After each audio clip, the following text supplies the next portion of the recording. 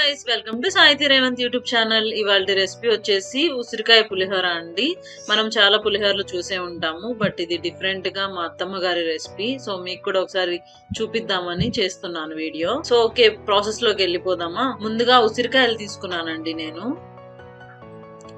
కరివేపాకు కొంచెం, ఎండుమిర్చి 2-3, పసుపు, మిర్చి ఇలా కచ్చాపచ్చాగా గ్రైండ్ చేసుకోవాలి, ఆవాలు, జీలకర్ర కొంచెం, పచ్చెనపప్పు కొంచెం, పల్లీలు కొంచెం, ఇంగువ, సాల్ట్, మినప్పప్పు. ఇప్పుడు ప్రాసెస్ లోకి వెళ్ళిపోదామా.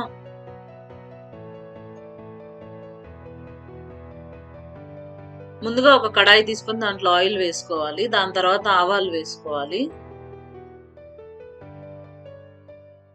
ఆ తర్వాత పచ్చెనపప్పు, మినప్పప్పు వేసుకొని కొంచెం ఫ్రై చేసుకోవాలి. ఆ తర్వాత పల్లీలు వేసుకొని బాగా ఫ్రై చేసుకోవాలండి.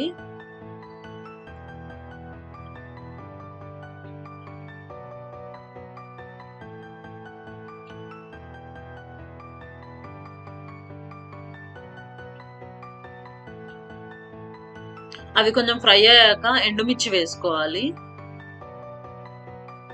ఆ తర్వాత పచ్చిమిర్చి గ్రైండ్ చేసుకున్నాం కదా, అది కూడా వేసుకోవాలండి.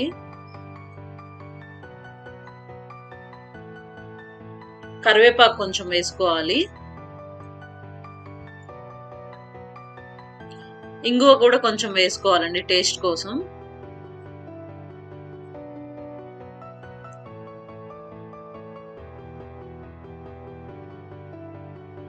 ఇవన్నీ బాగా ఫ్రై చేసుకోవాలండి.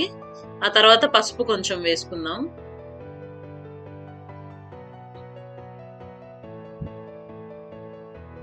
సాల్ట్ వేసుకుందాం. సాల్ట్ తగినంత వేసుకోండి, అంటే రైస్ని బట్టి సాల్ట్ వేసుకోవాలి కదా, సో మీకు తగినంత వేసుకోండి. నెక్స్ట్ ఉసిరికాయలు ఇలా తురుముకోవాలండి. తురుముకొని వేసుకోవాలి. ఉసిరికాయలు కూడా బాగా ఫ్రై చేసుకోవాలి.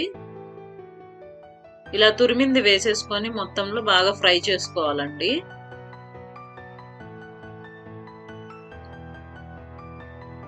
సేమ్ మామిడికాయ పులిహోర ఎలా చేసుకుంటామో అలాగే అండి.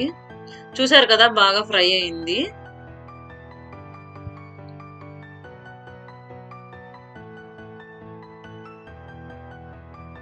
రైస్ చల్లార పెట్టుకోవాలండి. దాంట్లో ఇదంతా ఇందాక ఫ్రై చేసుకున్నదంతా వేసేసుకోవాలి. వేసుకొని బాగా మిక్స్ చేసుకోవాలి.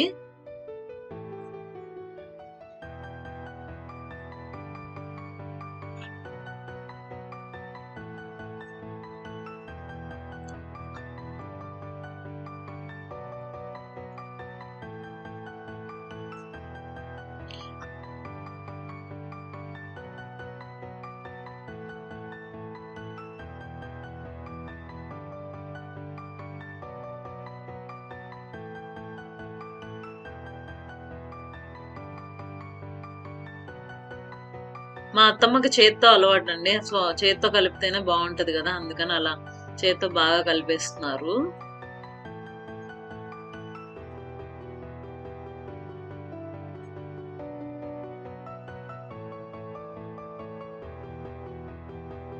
మొత్తం అదంతా మిక్స్ అయ్యేలా కలుపుకోవాలండి.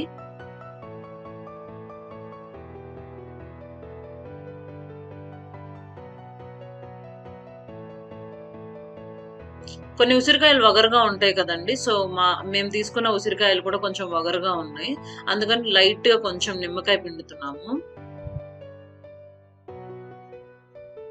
నార్మల్ గా అయితే అవసరం లేదు, కొన్ని ఉసిరికాయలు కొంచెం బాగా వగరుగా ఉంటాయి కాబట్టి కొంచెం లైట్ గా 1 టేబుల్ స్పూన్ వేసుకోవాలి నిమ్మకాయ.